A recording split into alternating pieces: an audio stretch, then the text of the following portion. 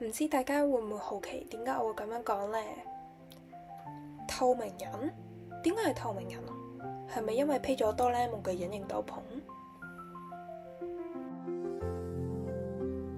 其實喺未有疫情之前，我個爸爸係一位工作狂，我哋每日見面嘅時間少之又少，相聚嘅時間就好似一條交叉線咁，兩條線係無法相連埋一齊。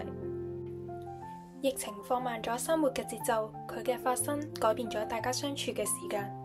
我哋從寥寥無幾嘅見面變成每一日可以一齊食飯，互相分享生活中嘅點滴。同一屋檐下嘅朝夕相處，令到我更了解爸爸。爸爸喺我心目中變得唔再隱形，而係一個生活色彩繽紛、多姿多彩嘅人。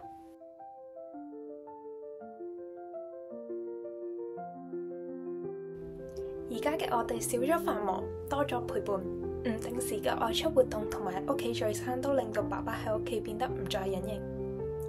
即使疫情結束咗，但係呢份珍貴嘅陪伴同埋理解都會成為咗未來相處嘅基礎。只有幫助爸爸喺屋企展現自己，先至係家庭真正嘅意義。